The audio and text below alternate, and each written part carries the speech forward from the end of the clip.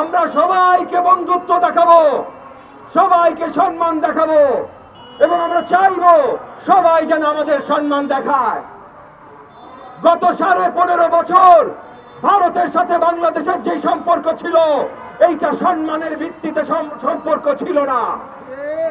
15.5 বছর ভারতীয় সরকার বাংলাদেশকে দেশ হিসাবে, আমাদের জনগণকে জাতি হিসাবে এবং আমাদের রাজনীতিবিদ হিসাবে কোন ধরনের সম্মান করে নাই। কিন্তু মনে রাখতে হবে যে এখানে শুধু ভারতের একার দোষ না। হাসিনা সরকার যেটা দাঁড়া করিয়েছিল, তারা ভারতের হাতে এই ধরনের শক্তি তুলে দিয়েছিল। হাসিনা সরকারকে যখন আমরা টেনে নামিয়েছি, তখন ভারতেরও এই সম্পর্ক আর কোনোদিন বাস্তবায়ন হবে না ইনশাআল্লাহ। তো ভারত এখন বোধহয় বুঝতে শুরু করেছে। 2 দিন আগে ভারতীয় ফরেন সেক্রেটারি বাংলাদেশের মাটি থেকে ঘুরে গেছেন।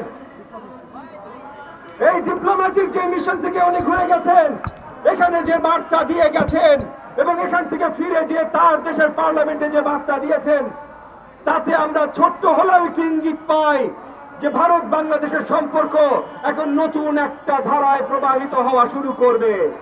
আমরা এইটাই দেখতে চেয়েছিলাম। গত 15.5 বছর ভারত কতটা অসম্মান আমাদেরকে করেছে। ভারতীয় গণমাধ্যম গত 4 মাস আমাদের বিরুদ্ধে কতটা মিথ্যাচার করেছে, সেইটার প্রতিশোধ নেওয়ার প্রয়োজন আমাদের নাই। আমাদের যেটা প্রয়োজন সেটা হলো প্রতিরোধ করবা। প্রথমত পরিষ্কার বিশ্বের সবাইকে জানিয়ে দিতে হবে যে বাংলাদেশের বিরুদ্ধে কেউ যদি অবস্থান নেন, সেইটা প্রতিরোধ করবার জন্য 18 কোটি বাংলাদেশীর রক্ত দিতে আমরা রাজি আছি। কাউকে এই দেশের সভরেন্টি নিয়ে প্রশ্ন তুলতে আমরা দিব না। বাংলাদেশকে নিয়ে যখন মিথ্যাচার হয়, সেইটার বিরুদ্ধে শক্তভাবে আমরা দাঁড়াবো এবং আমরা দাঁড়িয়েছি। অন্তর্বর্তীকালীন সরকারের কাছে আমরা আবেদন করেছি যেন আরো শক্ত পদক্ষেপ নেওয়া হয় বিশ্বব্যাপী এই মিথ্যাচার রুখে দেবার করছে। আমরা সাধুবাদ জানাই, তবে আমরা এটাও বলি যে আরো অনেক বেশি করা দরকার। আমরা আমাদের জায়গা থেকেও সবাই চেষ্টা করছি। আজকে উপস্থিত আমার গণমাধ্যমের অনেক ভাই ও বোনেরা আছেন, আপনাদের কাছে আমি আকুল আবেদন জানাচ্ছি, আপনারা আপনাদের জায়গা থেকে আমাদের দেশের সঠিক চিত্রটা বিশ্বব্যাপী তুলে ধরার জন্য কাজ করেন প্লিজ। বিশেষ করে বিদেশি ভাষায় পশ্চিমা দেশগুলোতে তুলে ধরাটা সবচেয়ে বেশি গুরুত্বপূর্ণ। এখন ভুলে গেলে চলবে না যে ভারতের মিডিয়া যেমন আমাদের বিরুদ্ধে কথা বলছে, বিজেপি সরকার যেমন আমাদের বিরুদ্ধে দাঁড়াতে চেষ্টা করছে, ভারতের জনগণ কিন্তু বিজেপি সরকার না। ভারতের জনগণ কিন্তু জুলাই আগস্ট মাসে আমাদের জন্য মিছিল করেছে। ভারতের বড় বড় বিশ্ববিদ্যালয় থেকে লম্বা লম্বা হাসিনা বিরোধী মিছিল বেরিয়েছে। আমরা যেমন করেছি, আমাদের সাথে সলিডারিটিতে ভারতের তরুণরাও করেছে। আজকে সেই তরুণদেরও জানানো প্রয়োজন যে এই যে মোদী সরকার যে মিথ্যাচার করছে, এটা তাদের উপরেও আগামীতে নিপীড়ন করার জন্য মিথ্যাচার করছে।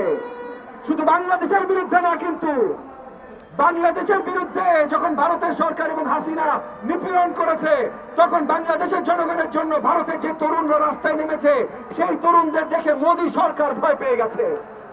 সেই তরুণদের দেখে মোদী সরকার ভয় পেয়ে গেছে যে হাসিনার বিরুদ্ধে যদি নেমে তরুণরা হাসিনাকে নামাইতে পারে, তাহলে আমার বিরুদ্ধে তরুণরা নেমে আমাকেও নামাইতে পারে।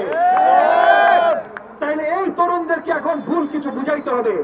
তো সেই তরুণদের আমাদের একটা দায়িত্ব আছে, ভারতের তরুণদের কাছে সত্য পৌঁছে দেয়া এবং আমাদের সবার ঐক্যবদ্ধভাবে কাজ করা। আমরা ভারতের বিরুদ্ধে না, ভারতের সরকারের এই পলিসির বিরুদ্ধে। আমরা ভারতের বিরুদ্ধে না, ভারতের মিডিয়ার মিথ্যাচারের বিরুদ্ধে। আমরা ভারতের বিরুদ্ধে না, আমরা একসাথে নতুন সমৃদ্ধ বাংলাদেশ গড়ার জন্য ভারতের এই যে আগ্রাসন, এইটার বিরুদ্ধে।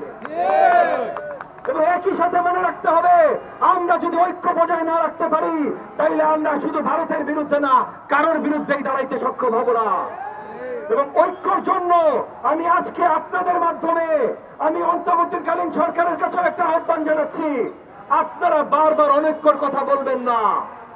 রাজনৈতিক মহলে আমরা যারা আছি, যতগুলো দল আছি, এক দফা আন্দোলনে যারা ছিলাম, হাসিনাকে সরানোর জন্য রাজপথে রক্ত যারা দিয়েছি, তারা প্রথম থেকে বলে আসছি যে অন্তর্বর্তীকালীন সরকার ব্যর্থ হইতে পারবে না।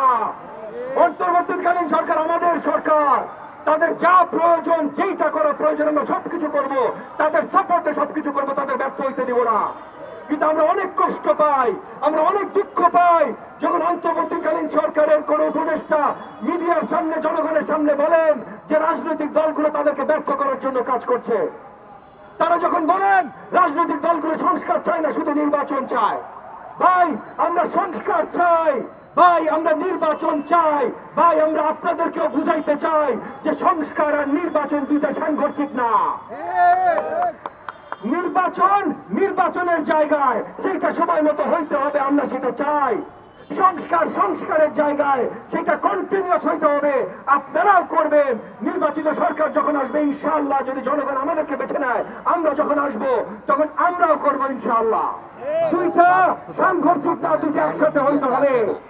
এবং মনে রাখবেন ভাই, জনগণের কাছে দায়িত্ব দিতে হবে, এবং জনগণের কাছে দায়িত্ব একমাত্র ভোটের মাধ্যমেই দেওয়া যায়, অন্য কোনো উপায় এখনো বের হয় নাই।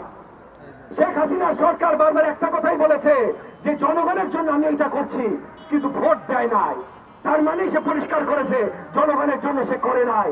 অন্তর্বর্তীকালীন সরকার আমাদের সরকার, তারা ব্যর্থ হইতে পারে না, তাদের ব্যর্থ হইতে দিব না। তাদের সাথে আমরা সবসময় আছি। আপনাদের লাগবে, আপনারা ডাকবেন, কিন্তু মনে দুঃখ দিয়েন না। এই ধরনের কথাবার্তা বললেন না যে আমরা একত্রিত না, এই ধরনের কথাবার্তা বললেন না যে আমরা আপনাদের নামাইতে চাই, এই ধরনের কথাবার্তা বললেন না যে আপনারা সঠিক সময়ে সঠিকভাবে সঠিক নির্বাচন দিবেন না, এমন কথা আপনারা বললেন না। নির্বাচনের সময় মতো জায়গা মতো দেন, জনগণের হাতে তাদের যে বেসিক অধিকার তাদের হাতে তুলে দেন। বাকিটা বাংলাদেশের জনগণ দেখবে। হাসিনা বিরোধী আন্দোলন এই জন্য ছিল, আজকে ভারত বিরোধী কোনো কথাও আমরা যদি বলি সেটাও এই কারণে, কারণ জনগণের জন্য আমরা সবাই দাঁড়াই। অন্তর্বর্তীকালীন সরকার আমি বিশ্বাস করি জনগণের জন্য দাঁড়ায়। একসাথে জনগণের জন্য দাঁড়াইতে হইলে জনগণকে তার ভোটের অধিকার ফিরিয়ে দিতে হবে।